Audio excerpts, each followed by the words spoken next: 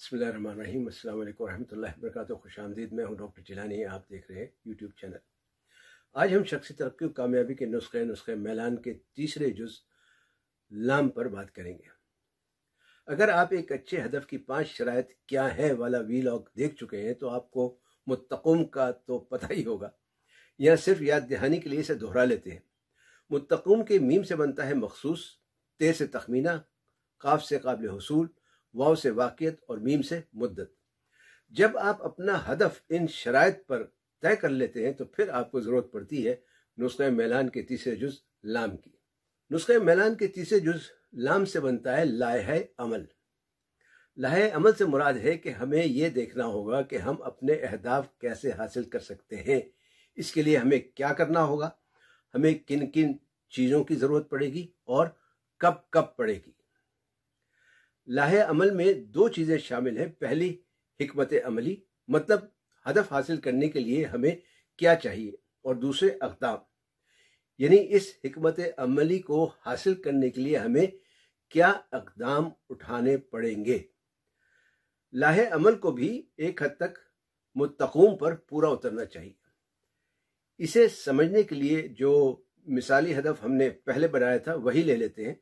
वो था अगले 2 साल के अंदर अंदर शहर कराची में एक जनरल हस्पताल का क़याम, जिसकी लागत तकरीबन 50 लाख के करीब हो, जहां पर 500 गरीब मरीजों को रोज़ाना मुफ्त इलाज व मुआलजे की सहूलत बहम पहुंचाई जा सके। इस हदफ पर गौर करने से कुछ और भी सवालात सामने आते हैं। मसलन आम तौर पर इस किस्म के अदारे के लिए कुछ कानूनी तकाजे पूरा करना पड़ते हैं। शायद ट्रस्ट बनाना पड़ता है, तो हो सकता है सबसे पहले ट्रस्ट बनाना पड़े।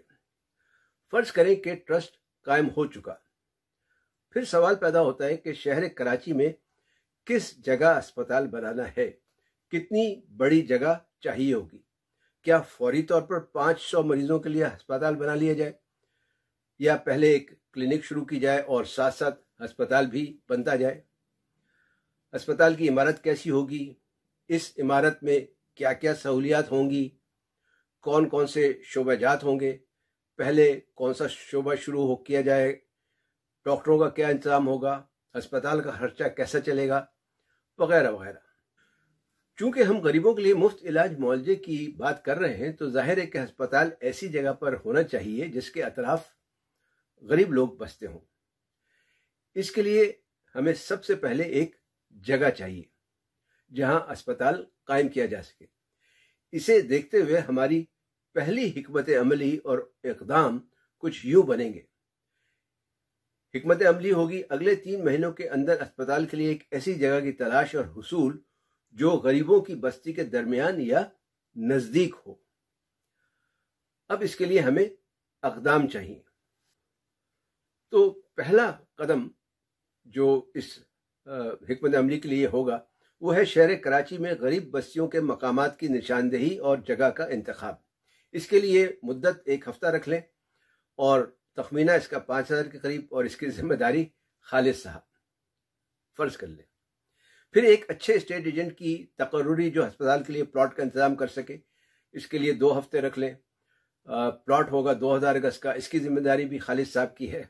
फिर प्लॉट की खरीदारी, ट्रांसफ़र और उस पर खैराती अस्पताल के क़याम के लिए कानूनी और सरकारी कार्रवाई वगैरह के लिए मुद्दत 2.5 महीने, लागत या तखमीना 15 लाख, और इसकी जिम्मेदारी स्टेट एजेंट और खालिद साहब।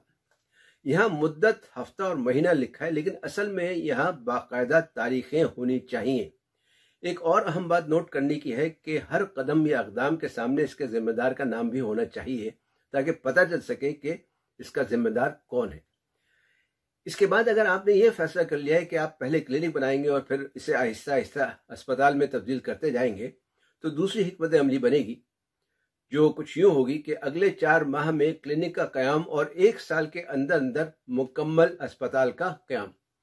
इसके लिए जिन इक़दामात की ज़रूरत पड़ेगी वो कुछ यूं हो सकते हैं कि एक अच्छे तजुर्बेकार अस्पताल बनाने वाले आर्किटेक्ट और इंजीनियर की निशानदेही और उसकी तकर्रुरी, इसके लिए 2 हफ्ते रख लें। इसमें कीमत या तखमीना इसका नहीं है, जिम्मेदारी खालिद साहब। फिर बिल्डिंग का नक्शा और उसकी मंजूरी के लिए मुद्दत 1 महीना, تخمینہ 50,000، اس کی ذمہ داری آرکیٹیکٹ اور خالد صاحب کی ہے۔ پھر کلینک کی تعمیر اور تکمیل، ساتھ ساتھ ہسپتال کی تیاری بھی، اس کی مدت 3 مہینہ اور 1 سال رکھ لے، تخمینہ تقریباً 25 لاکھ، اس کی ذمہ داری انجینئر، ٹھیکیدار اور خالد صاحب کی۔ پھر کلینک کے لیے ضروری ساز و سامان کی نشاندہی و خریداری، یہاں بریکٹ میں آپ دیکھیں گے کہ ہم نے لکھا ہے ضمیمہ نمبر 1 سامان کی فہرست، تو سامان کی فہرست ساتھ لگے گی جو دوران تعمیر ہوگا، اس کی مدت 3 مہینے اور تخمینہ 2 لاکھ، اور اس کی ذمہ داری ایک اور صاحب ہیں جن کا نام جاوید ہے، تو جاوید صاحب کی ہے۔ پھر کلینک کے لیے ایک خاتون ڈاکٹر اور ایک مرد ڈاکٹر کی تقرری جو دوران تعمیر ہوگی، اس کا تخمینہ بھی کوئی نہیں ہے، اس کی ذمہ داری بورڈ آف ٹرسٹیز کی ہوگی۔ پھر کلینک کا افتتاح ہے جو 5ویں مہینے کے پہلے ہفتے میں کرنا چاہ رہے ہیں، اس کا تخمینہ 25,000 لگا لیں، اور اس کی ذمہ داری چیئرمین بورڈ آف ٹرسٹیز کی۔ اسی طرح سے باقی تمام چیزوں کے لیے حکمت عملی اور انہیں حاصل کرنے کے لیے اقدام کی نشاندہی کرنا ہوگی۔ مثلا ایک اور چیز بھی دیکھ سکتے ہیں کہ چونکہ ہسپتال خیراتی ہے، اسے چلانے کے لیے چندے کی ضرورت پڑے گی، تو چندہ اکٹھا کرنے کی حکمت عملی اور اس کے لیے کیا اقدام کرنا پڑیں گے وہ بھی طے کرنا ہوگا۔ اسی طرح جب تمام حکمت عملی اور اقدام پورے ہو جائیں گے تو یہ بن جائے گا ہمارا لائحہ عمل۔ ان مثالوں سے امید ہے کہ لام سے لائحہ عمل واضح ہو گیا ہوگا۔ اگلے ویلاگ میں انشاءاللہ بات کریں گے نسخہ میلان کے 4تھے جز الف پر۔ مجھے اجازت دیں، سوالات اور کمنٹ کرنا نہ بھولیں۔ ویڈیو پسند آئی ہو تو لائک اور شیئر ضرور کریں۔ مجھے اپنی دعاؤں میں یاد رکھیں۔ والسلام علیکم ورحمۃ اللہ وبرکاتہ۔